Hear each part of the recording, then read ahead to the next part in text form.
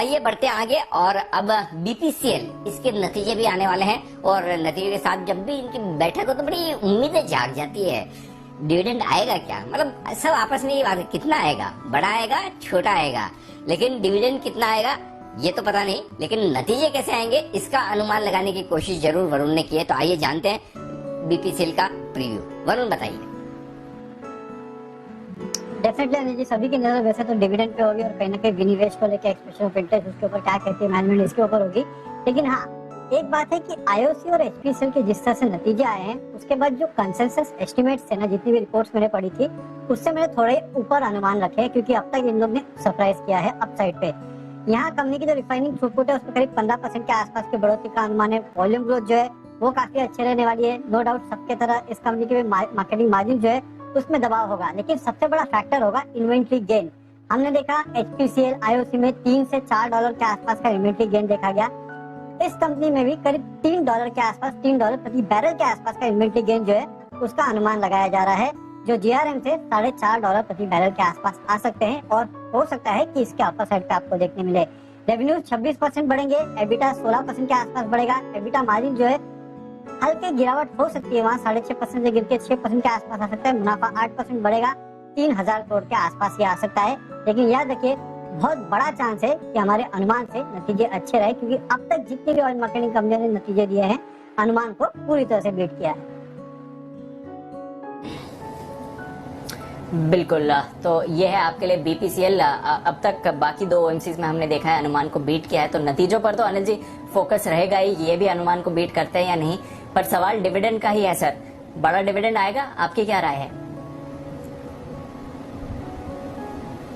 वो आना तो चाहिए, और पिछली बार हमने मार्च के महीने में अंदाजा लगाया था और उस समय नहीं आया, तो इस बार हमने अंदाजा लगाने की जरूरत नहीं समझी और जरूरत भी नहीं की, दोनों चीजें, कि ठीक है आज नहीं तो कल आएगा। वैसे मई के अंत का हमारा अंदाजा था कि आना चाहिए। तो कायदे से देखा जाए तो 55 से 60 रुपए के आसपास का डिविडेंड बनता है बीपीसीएल का, जो बीपीसीएल को देना है। अब ये आज दे दे, आज मतलब इस बोर्ड मीटिंग में अनाउंस कर दे या थोड़े समय बाद करे, क्योंकि देखिए अल्टीमेटली डिविडेंड देने के लिए आपको सिर्फ ऐलान नहीं करना होता, कैश फ्लो भी चाहिए, हाथ में पैसा चाहिए।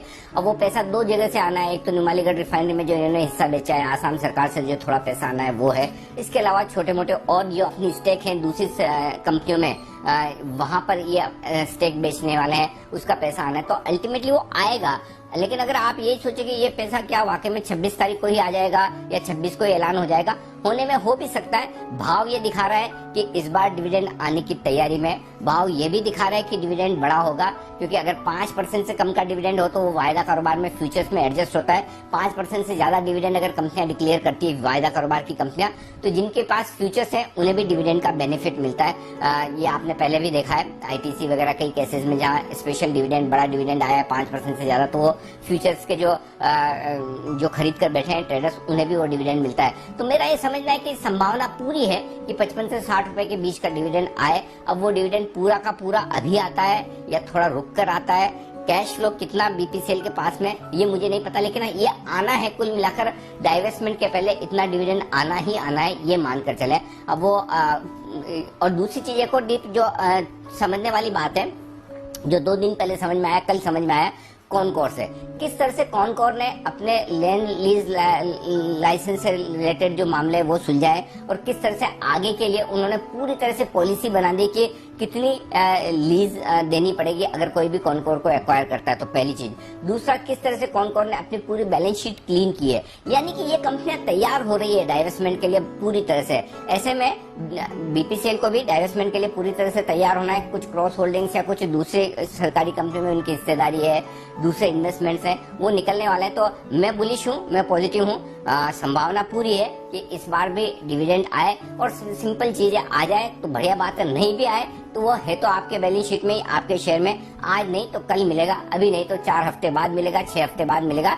लेकिन बीपीसीएल ये भाव में भी बेचने जैसा नहीं है, ये एक इन्वेस्टमेंट ग्रेड स्टॉक है और ये बात हम लगातार आपको कह रहे हैं, अब भी कह रहे हैं। जितना बुलिश हम 440 पे थे, जितना बुलिश 400 पे थे, जितना 475 पे वो है ही, और डेफिनेटली आपको होल्ड करना चाहिए। डिविडेंड आए ना आए, आ जाए तो लॉटरी जीती। बिल्कुल सर, तो डिविडेंड का तो इंतजार है ही, पर जैसा अनिल जी ने कहा 400 के लेवल से ही बल्कि बात चल रही है। इस स्टॉक को आपको रखना है विनिवेश के लिए, और उसके बाद की जो री रेटिंग होगी वो तो एक अलग बात है ही, बट इस स्टॉक पर रखें आप अपनी नजर। बीपीसीएल, इंतजार है इसके नतीजों का और क्या कोई बड़ा डिविडेंड आता है या नहीं। पर इस बीच नतीजे आते हुए दिख रहे हैं। पावर स्टॉक्स पर हम आपको कह रहे हैं लगातार फोकस करिए। ट्रांसफॉर्मर्स एंड रेक्टिफायर्स, दमदार नतीजे आते हुए दिख रहे हैं। 2 करोड़ के घाटे के सामने 7 करोड़ का मुनाफा है। 163 करोड़ की आय बढ़कर अब 284 करोड़ की आती हुई दिख रही है। तो घाटे से मुनाफे में आई है कंपनी। और कुणाल जी जरा चार्ट भी देखें, रिएक्ट करती हुई दिख रही है 7.5% ऊपर ट्रांसफॉर्मर्स रेक्टिफायर्स है इस समय। सर जरा राय दें इसकी चार्ट पर। छोटा स्टॉक है बट नतीजों पर बड़ा रिएक्शन दे रहा है। बिल्कुल दीपांशु, छोटा स्टॉक है लेकिन स्ट्रक्चर अच्छा है, और केवल आज ही का स्ट्रक्चर नहीं, अगर आप इसका लॉन्ग टर्म स्ट्रक्चर भी इवेल्युएट करते हैं दीपांशु, तो मुझे स्ट्रक्चर अच्छा लगता है। राउंडिंग बॉटम पैटर्न बन रहा है और ब्रेकआउट आता हुआ दिख रहा है। मुझे लगता है कि ऊपर जाएगा। 26 रुपए 15 पैसे के आसपास एक स्टॉप लॉस रख लें। आज के खुलने के भाव के आसपास स्टॉप लॉस रखना है, और मुझे लगता है कि ये स्टॉक आपको 28 साढ़े 28 के लेवल्स जल्द आते हुए इसमें दिखाई पड़ेंगे। 28 हाफ पार हुआ तो फिर इसमें 30 तक का रास्ता साफ हो जाएगा। स्ट्रक्चर अच्छा है, मेरी राय में बाय करके चलें। छोटा सा स्टॉप लॉस रखें और ये याद रखें कि स्टॉक बहुत ज्यादा लिक्विड नहीं रहता है, तो क्वांटिटी जो है वो बहुत ही कम रखनी होगी। बिल्कुल लिक्विड स्टॉक नहीं है, पर 10% ऊपर अब आपको नतीजों के दम पर ये रिएक्ट करते हुए दिख रहा है। ट्रांसफॉर्मर्स एंड रेक्टिफायर्स, नजर रखें इस काउंटर पर।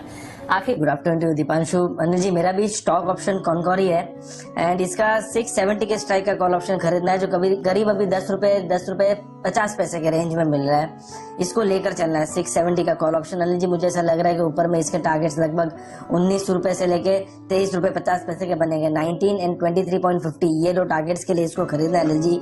कॉनकॉर में डेफिनेटली एक बहुत ही अच्छा ब्रेकआउट लाइफ टाइम हाइस के करीब या तो उसके ऊपर भी ट्रेड कर रहा है, और मुझे ऐसा लग रहा है कि जो हिसाब से यहाँ पे शॉर्ट कवरिंग देखने मिल रही है, या ये स्टॉक में हमें लगभग अभी शॉर्ट टर्म अगर मैं देखूं तो 690 एंड 705 तक के लेवल्स हमें देखने मिल सकते हैं। यहाँ पे स्टॉप लॉस नीचे की तरफ होना चाहिए 6 रुपए 50 पैसे का अनिल जी। तो स्टॉप लॉस बहुत ही छोटा सा है, 4 रुपए के आसपास का एक स्टॉप लॉस रहेगा, बट 19 और 23.50 ये 2 टारगेट्स बनकर आ रहे हैं। तो टारगेट्स से कंपेयर करता हूँ जब मैं, तो रिस्क रिवॉर्ड बहुत ही बढ़िया बनकर आ रहा है अनिल जी।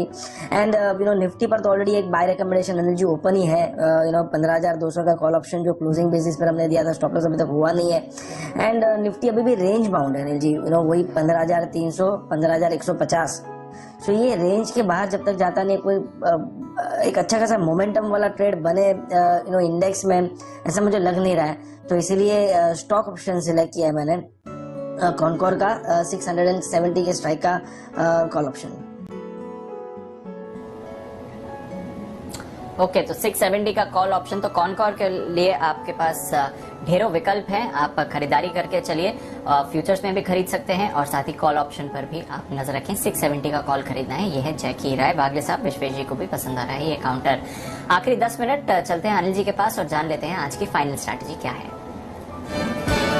80 पॉइंट्स ऊपर डाउ फ्यूचर्स, आधे % की तेजी नैस्डैक फ्यूचर्स। यूरोप में यूके थोड़ी कमजोरी दिखा रहा है, बट फ्रांस और जर्मनी में अच्छा एक्शन है। कच्चा तेल संभला हुआ है, कल की थोड़ी सुस्ती के बाद आज सुबह रिबाउंड आया था, वहां पर अब संभला हुआ दिख रहा है। गोल्ड में भी आपने हल्की खरीदारी देखी है। रुपये भी आज 20 पैसे की स्ट्रेंथ दिखा रहा है। बताएं सर क्या